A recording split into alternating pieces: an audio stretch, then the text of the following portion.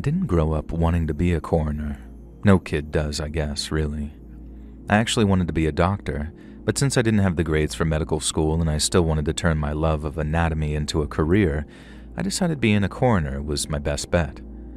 Now, for those that are unaware of what a coroner does, I'll just break it down Barney style. Whenever someone dies, and we aren't super duper sure how they died, it's my job to take a look under the hood, as we say, and figure it out. I used to work in the city, and for quite a while too, but I feel like a man in my line of work can only work in a city for so long before he either quits, moves elsewhere, or loses his mind completely. Me, I decided to move elsewhere, somewhere quiet and calm, which is how I ended up in Polson, Montana. It's a pretty little town on the edge of a bay, and with just 5,000 people living here, it's considerably quieter than my previous home of almost 4 million. Now back there, it wouldn't be out of the ordinary for me to complete 3 or 4 post-mortems in a 24-hour period. Now, I'm lucky if I see maybe 3 or 4 a year. And as you can probably imagine, that suits me just fine considering that I only took a minor salary hit. But then I guess, ironically, it's here that I performed the most memorable autopsy of my entire career. And it's one of those that's memorable for all the wrong reasons and why I sent you the story. Now one morning, I got a call from a deputy sheriff to tell me that a young girl had passed away. And from the moment I heard his voice, I knew that this one was going to be different. She'd been found the previous night, wandering on the 35 in her bare feet. The driver that spotted her turned around to see if she needed any help, and found a young girl on death's door. She looked terrible, starved and beaten, and was mumbling all kinds of gibberish till she eventually passed out. The driver tried to keep her awake and talking, and then when he realized that she was probably slipping away, he even tried performing CPR. But unfortunately, the poor thing passed away before the emergency crews could get to her. Naturally, the sheriff's department wanted to know exactly what killed her, but more importantly, they wanted to know if I thought that there was also a who element to it, as in, was it a tragic accident, or was it murder? But when the girl's body arrived at my office, I found that there were many more questions to be asked, and some very frightening ones too. And when it came time for the autopsy, the forensic pathologist I work with agreed that he'd never seen anything like it. At 5'7", the girl appeared to be in her late teens or early 20s, but she didn't weigh an ounce over 70 pounds. She was also this very sick shade of yellow, which indicated liver and kidney failure, but that wasn't even the half of it. She'd quite clearly been starved, and her body was so heavily covered in burns and scars that it seemed her abuse had been almost systematic. Like someone had been trying to slowly disfigure her, one patch of flesh at a time.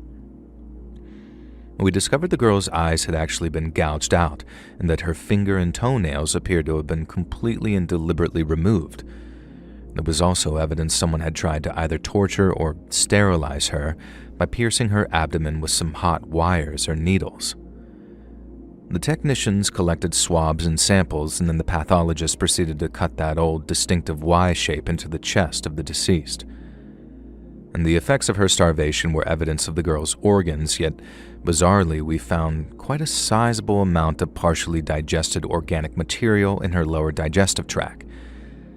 Now this, along with samples of her blood and spinal fluids, was tested at our on-site laboratory, and what our technicians found was truly shocking.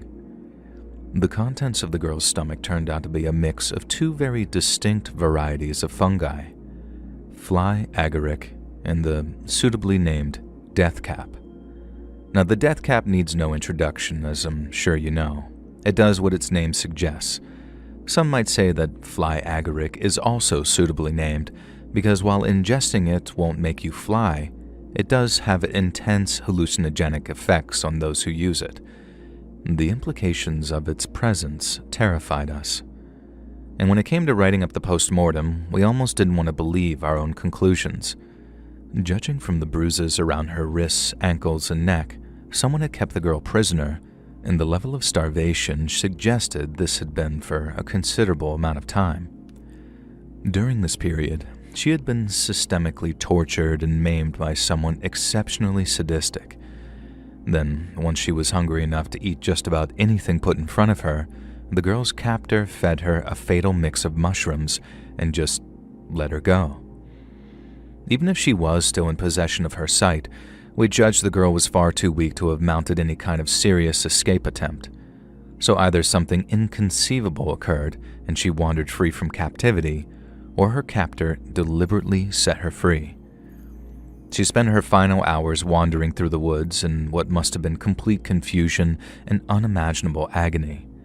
It was the single most horrifying postmortem I've ever had the displeasure of overseeing, but it raised the question, just who the hell was evil enough to inflict such an ordeal on an innocent young woman? Once our examination was complete and the final report written up, the girl's body was transported to a local funeral home. Our official conclusion was that the girl had been murdered via poisoning, and there were comorbid factors of starvation and historical physical abuse. And this led to a murder investigation being opened, but sadly, it's one that's never been closed. I've overseen many postmortems in my time as a coroner, and there have been more memorable ones that I care to count. But not one of them haunts me, and I mean truly haunts me like that poor young woman who spent her final few hours on this earth blind, terrified, and wandering around alone in the middle of nowhere.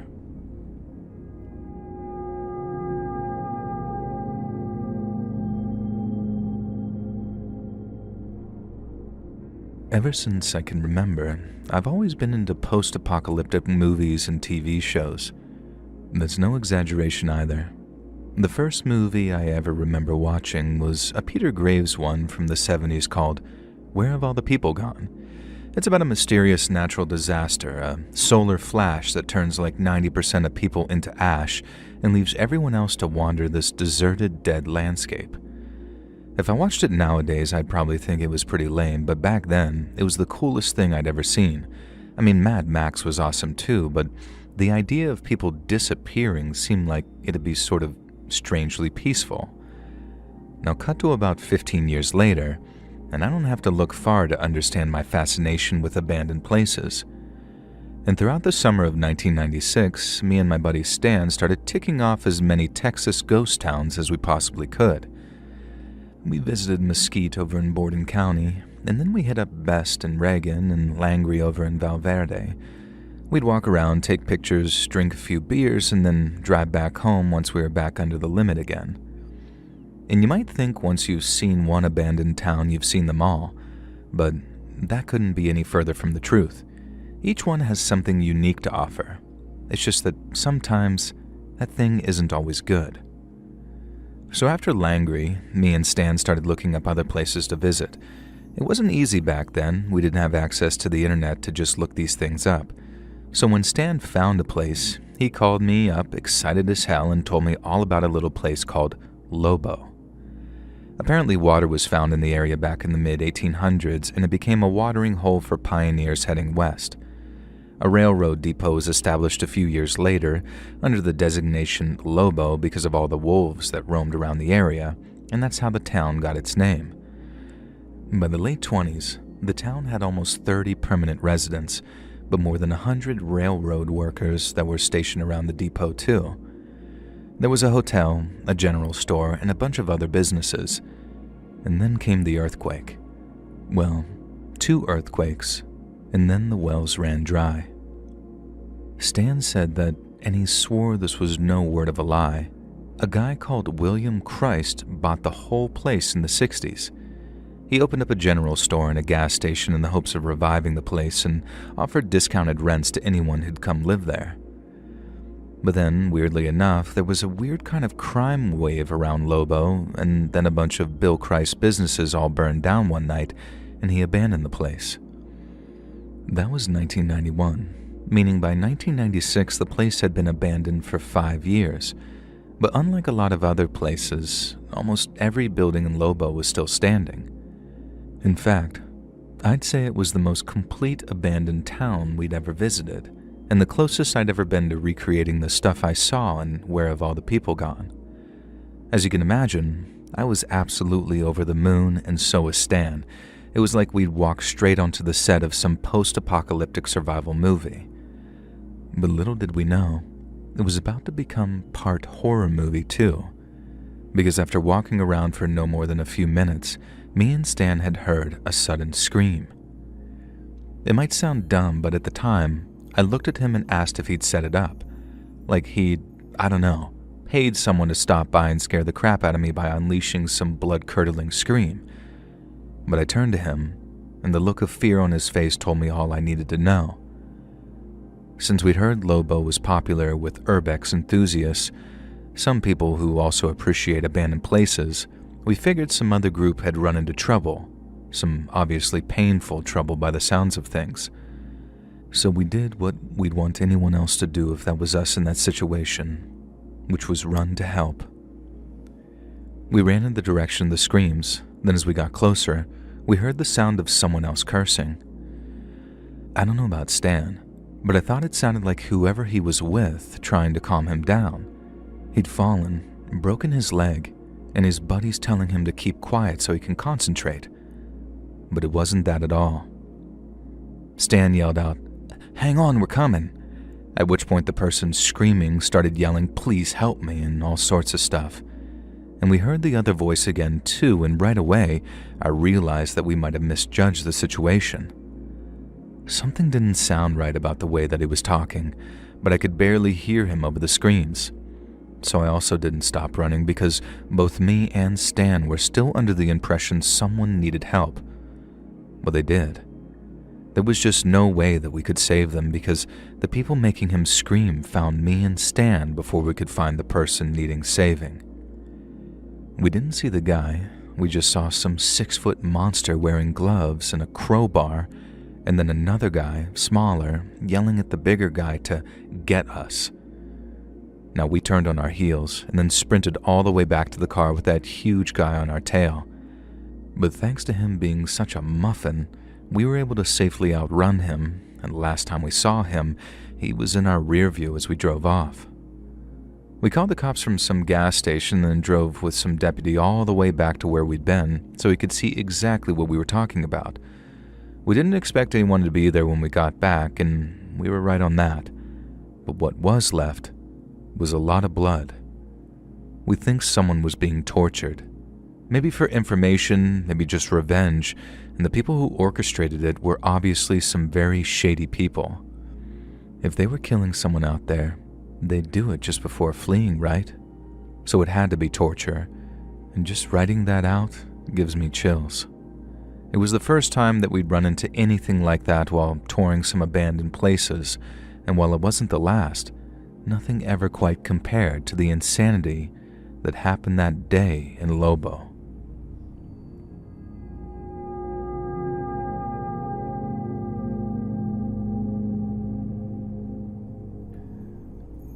You might find this a very unusual submission, but I think it's one that you and your viewers might enjoy, and while I prefer to remain anonymous, I can assure you that it's actually genuine.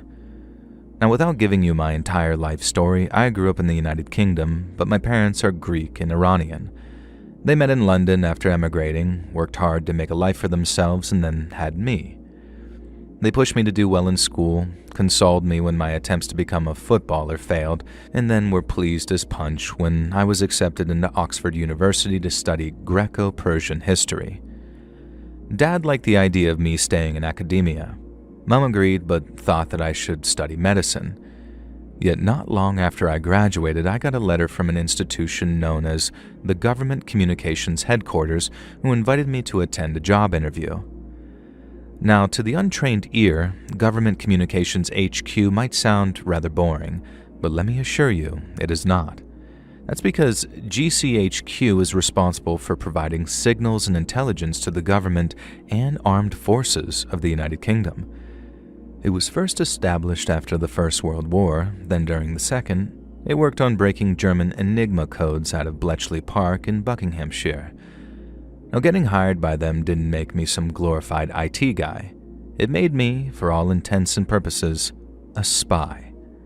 And I later found out that I'd been headhunted by the recruitment team while I was at university, partially because of my academic and sporting performance, but mainly for my language skills. I spoke a little bit of Greek, but my mom's side of the family were very involved when I was a kid, so while I wasn't completely fluent in Farsi, I knew much more than most about Persian language and culture and could easily pass as Iranian. And this made me an ideal candidate to spy on the Islamic Republic. So for the first 18 months of my career, I trained for that. But then, on a sunny afternoon, UK time, in September of 2001, 19 hijackers changed the course of history, as you know. And after the towers fell, and W told New York how the world was about to hear them, my department's focus shifted from Iran to Afghanistan. But seeing as the two countries have very similar languages, in Dari and Farsi, it made me a highly rated asset, and one that was itching to be deployed. Now, less than 2 weeks after the attacks, I was sitting in a briefing room going over the details of the assignment that I'd been given. London to Cyprus, Cyprus to Turkmenistan, and then from there, I'd transformed myself from a British civil servant to an Iranian journalist before taking a taxi over the border into Afghanistan. Now, my destination was the ancient city of Herat, where I'd gather intelligence on Taliban morale and troop numbers prior to what was undoubtedly going to be an American-led invasion. While in Herat, I learned that many Taliban fighters had been sent to the mountains around 30 miles southeast of the city. There, they were digging in, stockpiling munitions, and preparing to resist coalition forces. So, that's where I went. I was advised to hire a guide to escort me through the wilderness and towards the mountains. I didn't want to get lost, but neither did I want to attract too much attention to myself. So I hitched a ride to a small village within 2 days' walk of the mountains, then did just that. Walked. Getting up into those mountains made for the toughest hike of my life. Then following one particularly grueling climb, I was relieved to see a gently sloping valley that led deeper into the mountains. It was beautiful in its way, like a little slice of Shangri-La. But as I looked around, I suddenly spotted 2 men standing on a ridge some distance behind me. They were little more than specks all the way up there, but I could tell that they were watching me, and I remember thinking to myself, I'd be in a terrible spot of bother if one of those chaps had a rifle. As I walked further and further away from them, and the valley stayed nice and quiet, I started to relax. I started thinking that they were just 2 curious shepherds. But no sooner had that thought entered my head, the first bullet struck the rocks about 50 meters away from me. It was terrifying, impossible to put words into in a way, and I've never felt anything like it. There was nothing ahead of me but open ground, so all I could do was run as fast as I could and hope the gunman was just some goon with an AK and not an expert marksman, because if he was, I was dead. And the first bullet landed about 50 meters away in a spray of dust and gravel, but when the second hit, it was even closer. It landed no more than 20 meters ahead of me after whizzing over my head. And the next was closer still, landing just within arm's reach. But by then, I had made it to a grouping of large rocks that I could bound between to put something solid between me and those bullets. And eventually I was faced with a stretch of open ground leading up to a gentle ridge, and I waited to see if another shot came, and then when I was met with only silence, I ran for the ridge, praying the gunman had given up and wasn't just reloading. But no more bullets were fired. It was a relief to be on the other side of the ridge, knowing I was totally out of sight, but I knew that I still wasn't safe. The gunman and his pal could be pursuing me, or there could be additional assailants waiting ahead. And with no choice, I pushed on as fast as I could until I suddenly spotted a plume of smoke rising in the distance. It wasn't until I got much closer that I realized that it was a tea house, and that was another huge relief, because with the sun beginning to set, it was an ideal place to bed down for the night. Most Afghan tea houses serve tea and simple meals, but many feature side rooms or second floors that function as guest houses.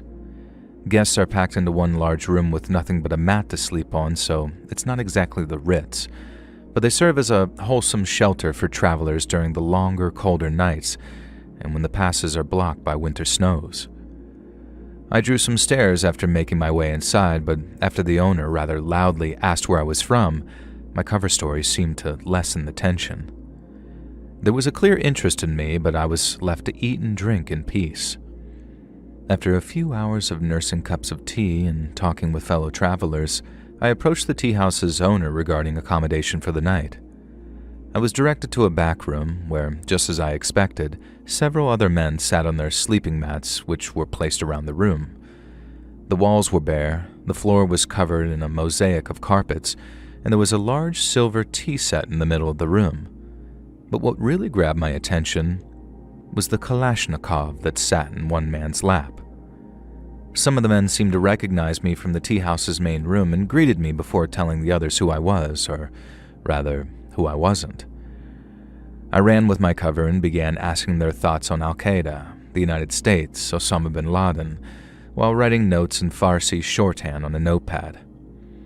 They bought my story wholesale, and in line with Afghan hospitality customs, they promised to do their utmost to look after me during my stay.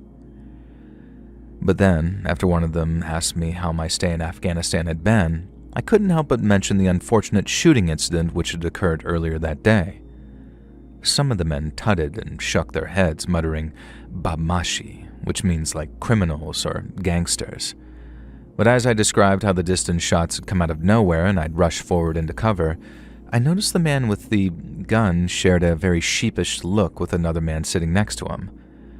The Afghans pride themselves on being good hosts, so I initially confused the look with one of embarrassment. But when I finished my story, you can imagine my shock when the man with the rifle basically said, "Sorry, that was me."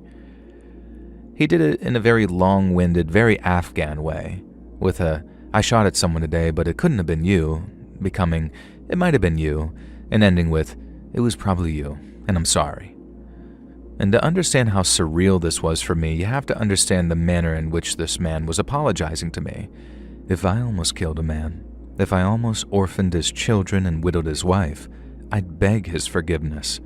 Not just because he could quite easily have me imprisoned, but because I'd have robbed him of his most precious possession, his life.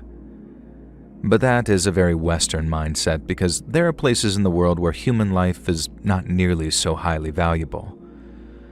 And so when I say that the man apologized to me in a way that you might do after bumping someone's trolley in a supermarket, I say it sincerely.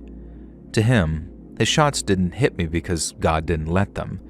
If I was favored by God, then I must be all right. But why shoot at me in the first place? And when I asked the man, he said that it was for two reasons. The first being that I was quite obviously a foreigner.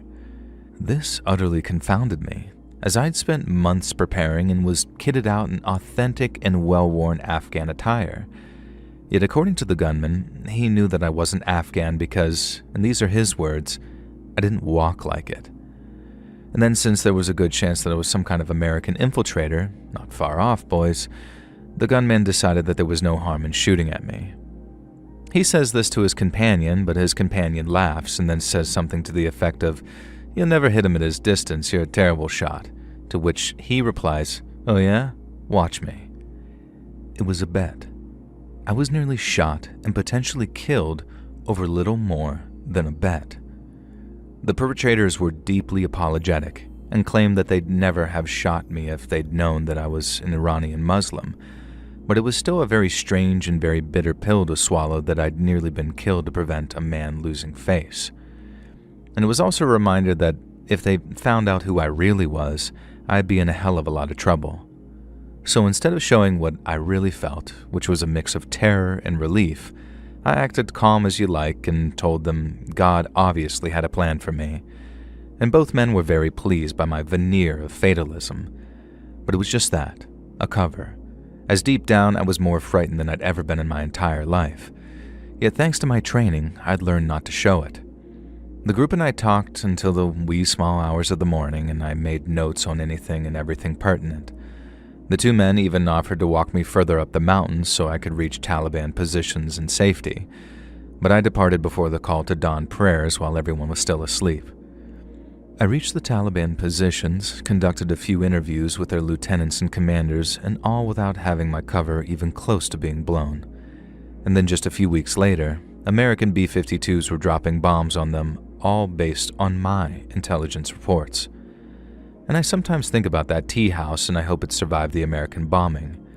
One day, God willing, I can go back there and be a traveler under some very different circumstances.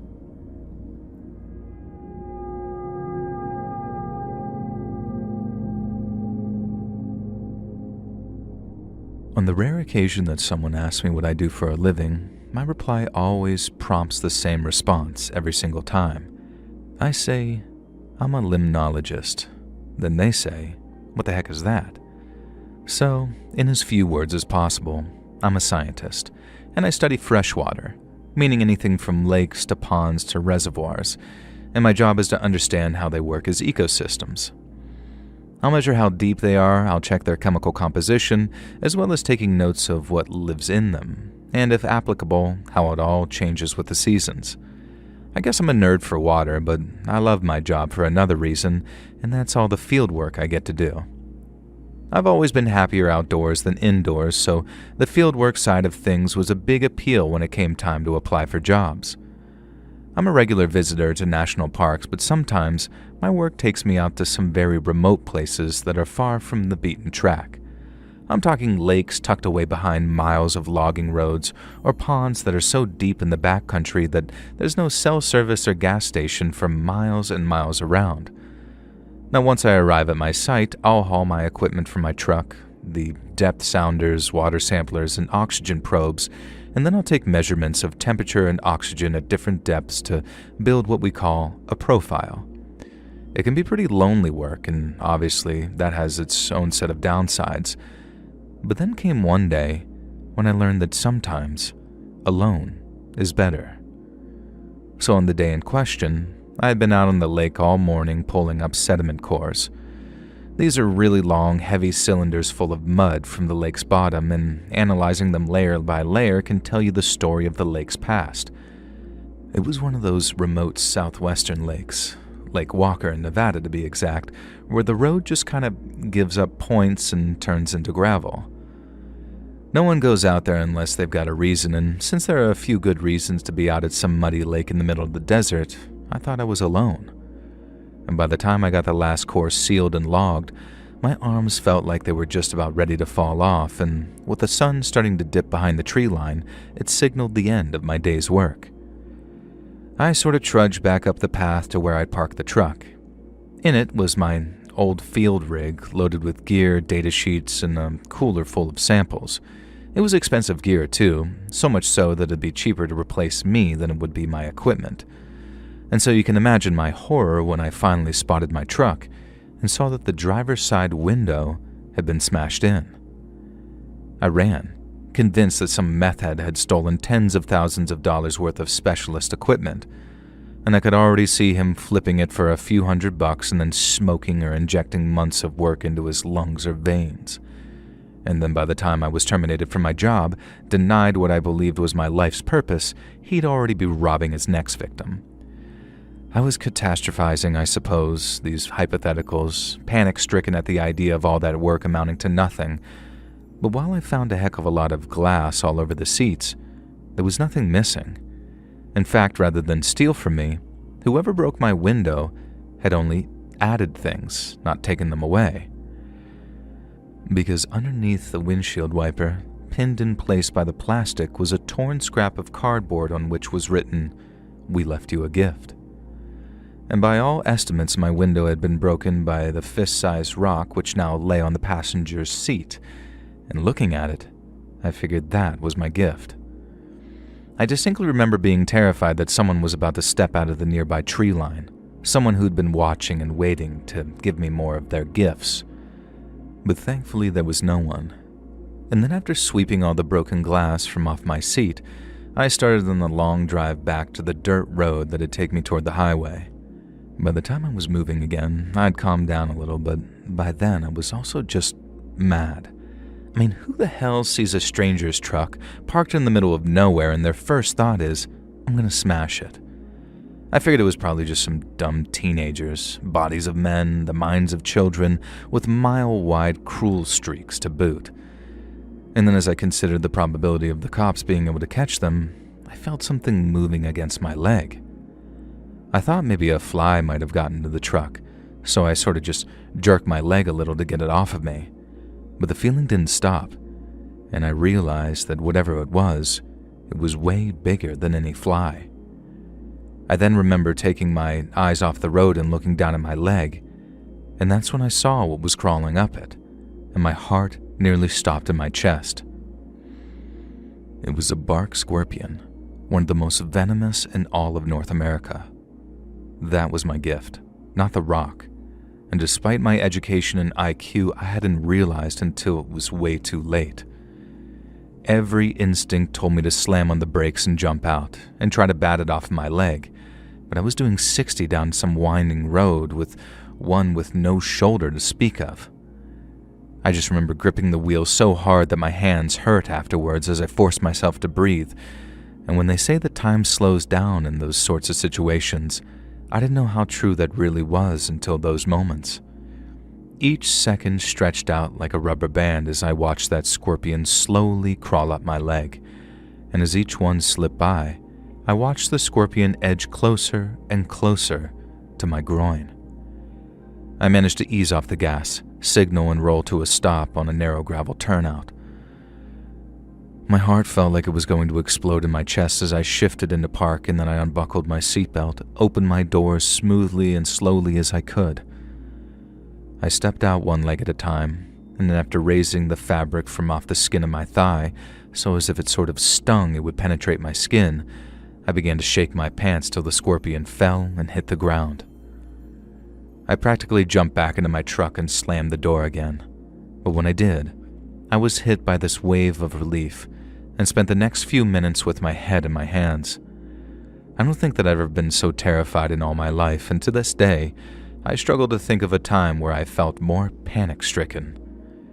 It wasn't even so much the scorpion, because while people have died after being stung by bark scorpions, those deaths are very rare. It was the idea of trying to keep my car on the road when my legs felt numb and I went into convulsions.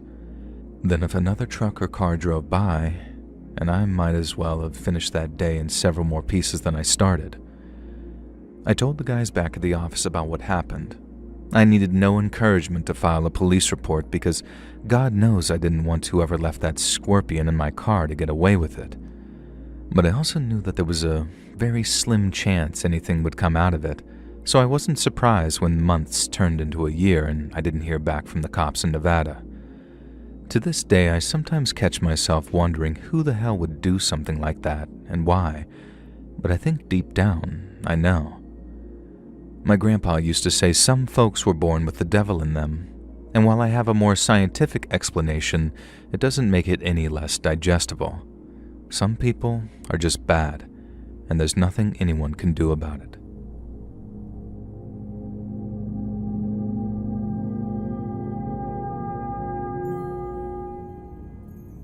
More than 20 years ago now, way back during the summer of 2002, I received some of the worst news of my entire life. My favorite aunt, Janie, who I'd been very close with after Mom died when I was young, had suddenly and tragically passed away. It was devastating, but perhaps even more so because it came at a very inopportune time for me. I guess no death comes as a quote-unquote good time, but Aunt Janie died as I was going through a series of bitter financial struggles. I moved across the country a few times before to pursue my dream of, I guess that's not entirely relevant, but let's just say that it wasn't going well, and I barely had 2 quarters to rub together.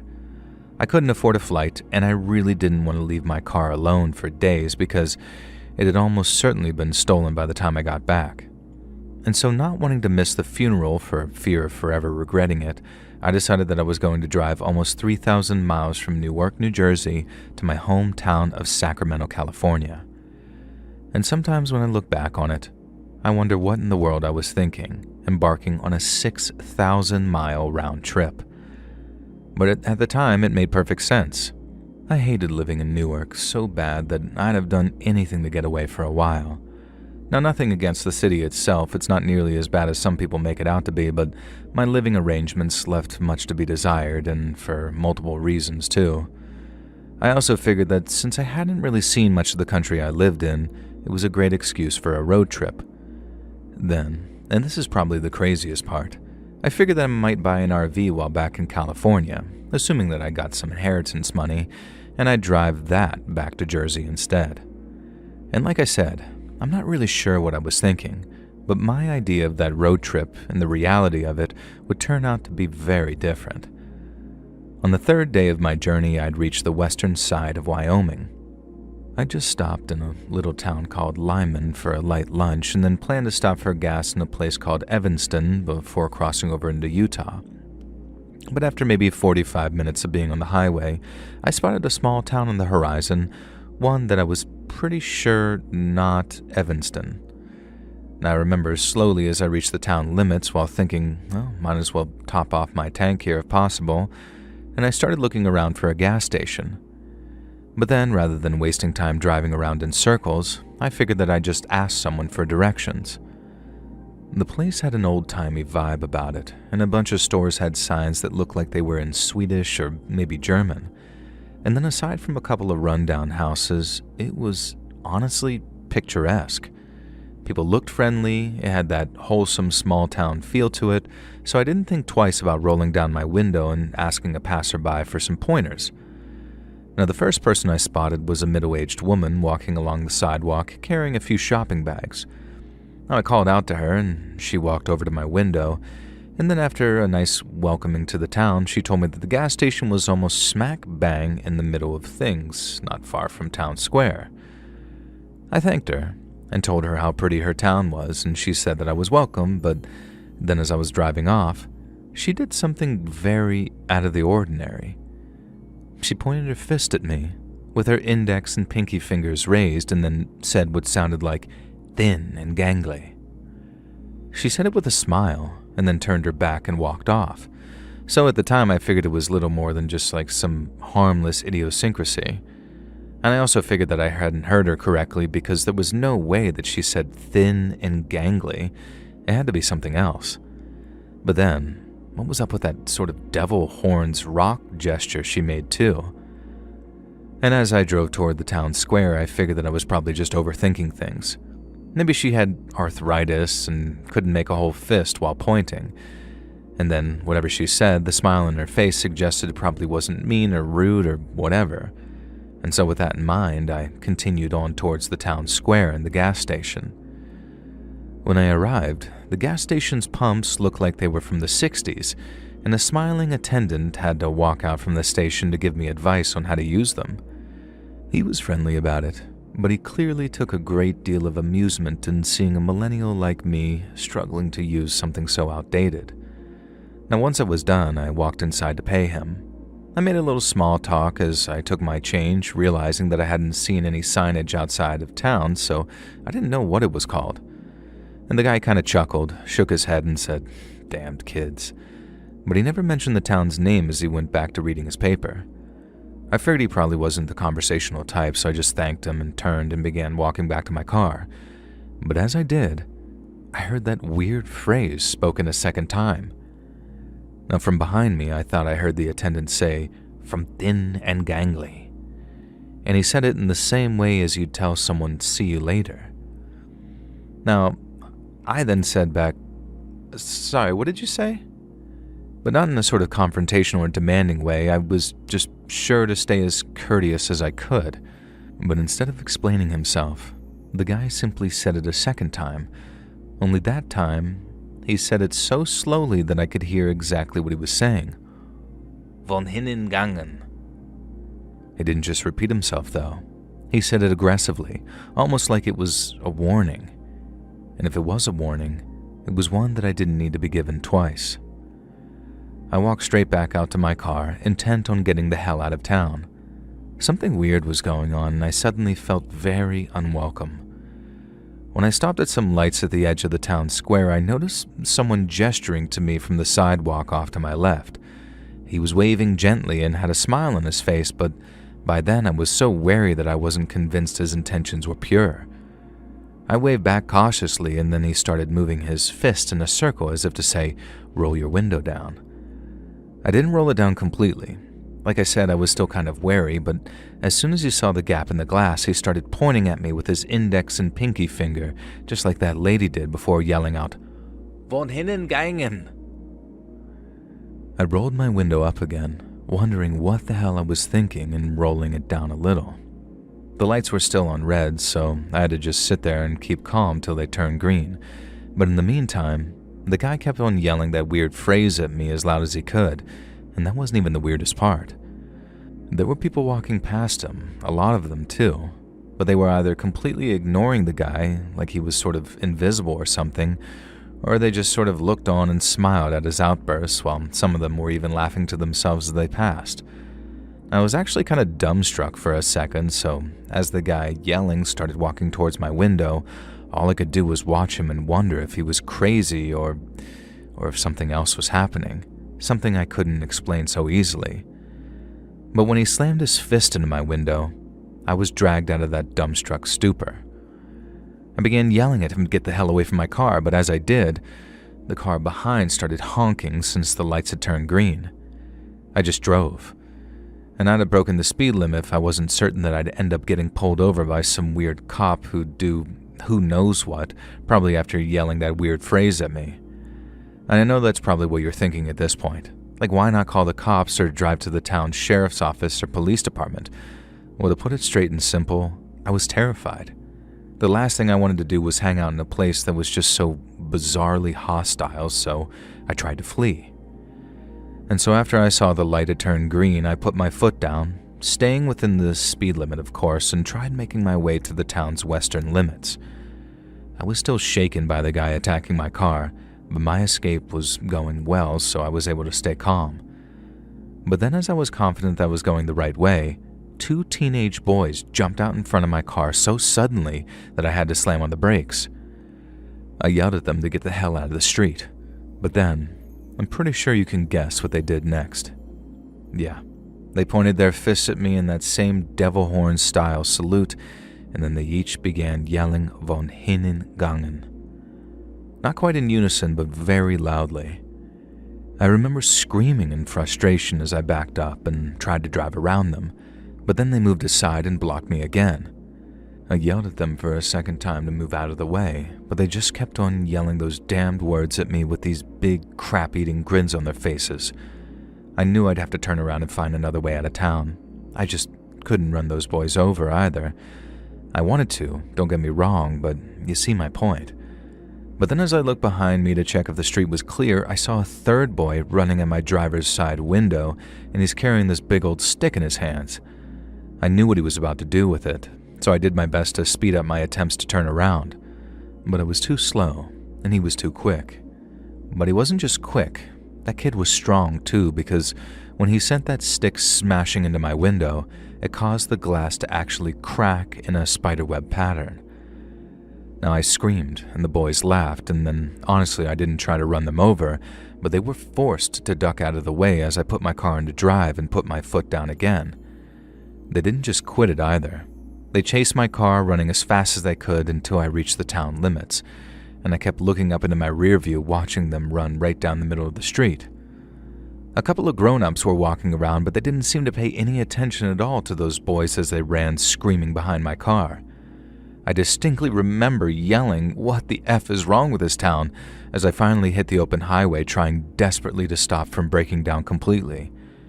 And I think I lasted about 5 or 6 miles tops before I pulled over to the side of the road and burst into tears. It took a while before I was calm enough to drive again, but then I got back on the highway and I realized that I wasn't where I thought I was. It took a while to actually orientate myself, but when I did, I managed to get back on the road to Evanston. When I arrived about an hour later, I stopped and checked a map to see where the sheriff or police department was. I didn't want to ask any more strangers. I didn't want to risk it. I drove to the police department, and then after arranging to talk with an officer, he led me to some kind of interview room where I told him the whole story. I actually tried to omit the little detail about them shouting weird phrases at me because I knew that would just make me sound crazy. But even so, the way I described the town and the way its people acted towards me, it had the officer raising his eyebrows on more than one occasion.